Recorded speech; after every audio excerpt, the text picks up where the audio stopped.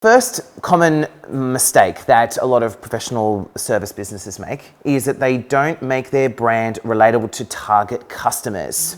So, Kristen, do you want to start by discussing the stats and a few of the stats. So one thing to note, we will actually distribute a slide deck. Yes. To that was the everybody. technical difficulty. to everybody that attends tonight. So feel free to read through that. But what we found with the legal services profession, not surprisingly, we saw a lot of similarities. So we identified that about 84% of those businesses that we looked at had a colour palette that included blue, white, grey, and black. Yeah. I can see it right now. And that was it. So that's 84% of them. Yeah, which is significant. It's a lot. Really significant. When you're looking across an entire spectrum, so we were they were the small to medium market, but they were servicing all different customer bases. We had construction firms, we had divorce lawyers, we had commercial, we had property, but all of the colour palettes, blue, white, grey, black. We also identified, when we looked at their fonts, particularly their logo fonts, we identified that 60% of the fonts used were 10 fonts. So to put that in my world and my perspective, there's thousands. There's thousands of fonts that creative agencies can choose from.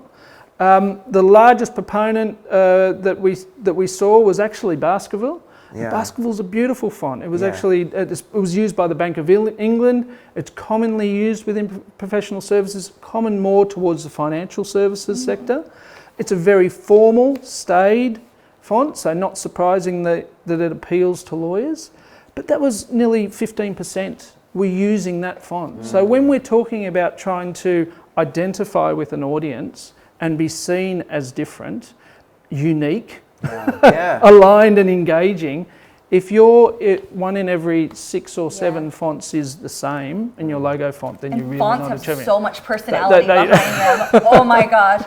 If you ever want to just see that, if you change a font on a website, it just instantly changes everything about it. Changes your tone. Instantly. And people might be thinking, well, hold on, what does a font mean? Well, if you think about it, if you go to your website and then look up all your competitors' websites, and they are literally the same colours and the same fonts, you think of it from a customer's perspective. They're going to say, which website was I on? Who was I paying? And this is a real danger that every professional service industry has, is that if you look like your competitors, then that's what you're going to give.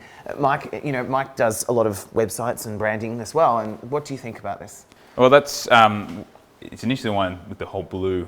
And actually, I'm interested in Kristen's thoughts on why everyone kind of keeps safe, isn't it? It's safe, authority, it's trust. Authority, Which, in fairness, in the legal industry, kind of does relate what they're trying to do. Yeah, from an independent perspective, if there was one law firm out there and they came to us and said, we would love to brand, we're the only law firm, we would probably come up with the blue what they did. White, black and grey, and we would probably do something similar to a Baskerville. But when there's a lot of competition and you have to be unique, then you have to move beyond what is the stock standard answer of I'm going to be blue because I'm wearing a blue suit and a blue tie. And I think, and to Chris's point before, we all do that, don't we, when we go and do a Google search, which we love from a point of view of generating leads. But the immediate thing that we all do is, you open up 5 tabs. Top 5 results, there you go. Like, I don't want people to do it to me, but I do it. See which ones load up quick enough, and then you sort of jump onto them and have a quick look and go, nope. Oh, hang on. This is the initial impression. Interesting, a bit different. And so if you're seeing that kind of blue, kind of same thing over and over again, and quite often, which I think we'll go into later on with the imagery and stuff, it's just this very bland sort of approach, you just straight away you switch off. And for us, that's devastating because we do all this work to generate traffic. Exactly. Leads coming through to a site, and then it's just lost, and so conversion rates drops, and that impacts our performance, which is something we want to absolutely avoid. So the more we can kind of then embrace a unique identity. This goes back to your niche, right? So once you figure out that niche, you can start asking yourself, is my main audience male or female? Am I going for a playful tone or a serious tone? Exactly. Do I want to be city specific, or do I want to be a global company? You know, do I want to be seen as cost effective, or do I want to be seen as high end? And once you can start deciding all these different factors, that plays directly into your brand colors. And just to talk about, you know, whether you're playful or formal, one of the other things that we picked up was about the vast majority of fonts that we saw within the websites, around about 80% of them were from two font families. They were for Open Sans and Helvetica. Surprise, surprise. But the challenge, and once again, that, you know, perfectly respectable fonts and extremely widely used, but they're very casual in their approach because they're on the websites. But most of the fonts that we were seeing in logos are quite formal. See, that's a good piece. So you've got this disconnect between the brand is saying we're formal, we're trustworthy, we're authoritative. The website's saying, yeah, but do you want to go down to the pub and have a beer? Let's be really cool and trendy and hang out. And it's like, guys. At least it wasn't Comic Sans. I mean, and I have to say from the video photography perspective, also what kills me is just seeing the same stock imagery on every single website. The moment, first off, you're using stock imagery, mostly a lot of people that are watching this are in Australia or in different countries around here. It's mainly American stock footage. And you can tell that it's not regional specific. And not only that, how can you go delve into that niche and your audience if you're just using the most general? It's stock footage because it's as general as your you can get. Your competitor's got the same team as you do in the photo, you know? Yes, I've seen it. I've seen it. Yes, it's in the medical industry a lot. I've had the multiple tabs open, and they legitimately have the same stock imagery up, and it's really not much of a cost to even get a photographer out for a day just to get actual images of your team and your services, and you know, capturing you with clients. And that alone can make a massive, massive difference in differentiating yourself, because most websites use stock imagery. Well, and I think it's a sorry. No. I mean, the key there in that, what does that do to your business, and what does it do when people hit your site or want to sort of look to engage you? The biggest thing about seeing stock imagery, and when they can recognize that it's stock imagery, it just straight away undermines trust. Absolutely. So everything that you now look at with that business, you just sort of think, hang on, what they're telling me, is that genuine? I don't know. That's a really good point, because I know that the first question we're going to get right now is, do people notice? Because that's the first thing they'll go, oh, those four are being really pedantic, right? and so for people listening and watching, the first question we'll get right now is does this all matter? It definitely, it 100% does. Your customers, they instinctively put pieces together when they go to your website, when they listen to your team, when they look at your photos, when they watch your video. And so what ends up happening is people go, oh, that doesn't matter. But they do. People will look at your website and they'll get the impression, this looks playful, but their font is serious. And then when people get confused, what do they do? Leave. That's what they do. And unfortunately, it's a very naive position. Unfortunately, a lot of service positions find themselves in, is that they go, no, it's fine. Like blues, you know, the same blue as our competitor, not a problem. And it's not us being pedantic. It really is. And if you don't believe us, go and look at a service that you're not involved in. Like go and, like, if you're not in finance, look at your finance person. Or if you're not in marketing, look at an agency. If you look at the way that they're all branding, if you come across the same thing, or if you really look into your website rather than just subconsciously, if you look at it, you can go, oh, this is actually like giving me the wrong impression. Or I've saw and you know, medical is another one that just have medical services, is that same stock footage everywhere. They've got all the words saying we are professional, we're unique, we do this, and then they see the same stock footage as other brands. And then immediately the customer will, or the patient or the doctor will literally go, that's weird. And it makes an immediate impression. And so all these little elements that we're being so pedantic about, they add up, because you know, if your brand's inconsistent with your message, which is inconsistent with your font, which is all these sort of elements, they immediately speak volumes. And I think what Mike said is key to all this is trust, because when you're looking at a service-based we're services, right? It's all about trust because they're not just getting a product. They're getting involved in your service or purchasing your service. So if you're already starting out with that kind of distrust of that, who are they behind the veil, right? If they're just using stock imagery, if they're just using stock this, it doesn't set you up. It doesn't give you a good foundation for your brand. I think you mentioned it earlier, Ariel, where you look at when you're dealing with a service, who are you dealing with? You're dealing with people. Yeah. And it's a relationship that's occurring here. Point. And that's a critical factor when you say, with a product, you can put up with a bad service attendant and whatever, because you go, look, fine, I'll deal with that. I'm getting the product, or a car, and it'll be exactly what I need, and so that's all right. I can put up with those sorts of things. In service, no, you are who I'm dealing with. You know, while you might be providing a bit of an outcome, at the end of the day, I've got to have a dialogue with you. I've got to work with you, and I'm not going to deal with you if I can't trust you. Yeah, like real estate, same thing. Every service, all those kind of services. I blows my mind when I go on a services website and they don't have actual video testimonials. You know, if they don't have brand awareness videos. I'm trying. You've convinced us. You've absolutely convinced I have to do this. Somebody's online to do this.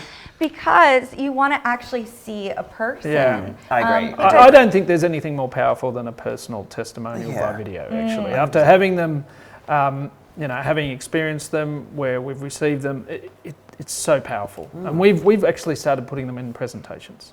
So we I did one send, for you. exactly. We send proposals and then we have clickable links for clients to actually experience what it's like to work with Font and Swatch from one of our customers. It creates so much credibility and so much trust. When it's just a written testimonial, and a lot of people don't even get the photo of the person, it's just their name. It's like, how do you trust that? Oh, I don't know if they wrote that. I don't know who that person is.